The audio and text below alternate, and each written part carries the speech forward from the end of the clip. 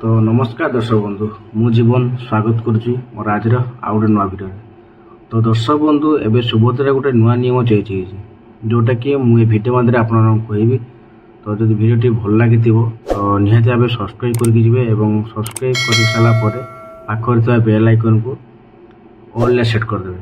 କାହିଁକିନା ମୁଁ ଯଦି କିଛି ନୂଆ ନୂଆ ଟେକ୍ନିକାଲ୍ ଭିଡ଼ିଓ କିମ୍ବା ସୁଭଦ୍ରା ବିଷୟରେ କିଛି ବି ନୂଆ ନୂଆ ଭିଡ଼ିଓ ପକାଇଲି ତ ଆପଣମାନଙ୍କ ପାଖରେ ଯାଇକି ଭିଡ଼ିଓ ନୋଟିଫିକେସନ୍ଟି ପହଞ୍ଚି ପାରିବ ଏବଂ ଆପଣମାନେ ଜାଣିପାରିବେ ଯେ ସୁଭଦ୍ରାରେ ଆପଣଙ୍କ ନାଁ ଅଛି ନା। ଏବଂ ଦର୍ଶକ ବନ୍ଧୁ, ଆପଣଙ୍କୁ ଜାଣିଥିବେ କି ବର୍ତ୍ତମାନ ଯେଉଁମାନେ ସୁଭଦ୍ରାର ହିତାଧିକାରୀ ହେବା ପାଇଁ ଚାହୁଁଛନ୍ତି ତ ତାଙ୍କର ବୟସ ମିନିମମ୍ 21 ବର୍ଷରୁ ଅଧିକ ଏବଂ 6 ବର୍ଷରୁ କମ୍ ହୋଇଥିବା ଦରକାର।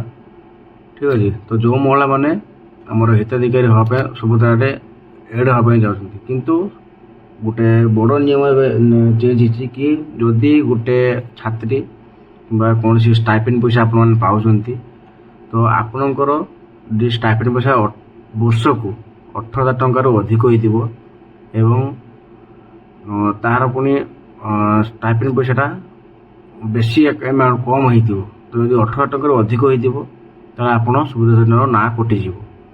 ଯଦି ଆପଣମାନଙ୍କର ଷ୍ଟାଇପେଣ୍ଡ ପଇସା କିମ୍ବା ବୃତ୍ତି ଆପଣମାନେ 18,000 ଟଙ୍କାରୁ କମ୍ ପାଉଛନ୍ତି ତାହେଲେ ଆପଣ ସୁଭଦ୍ରା ଯୋଜନାରେ ହିତାଧିକାରୀ ତାଲିକାରେ ଆପଣମାନେ ରହିପାରିବେ। ଠିକ୍ ଅଛି।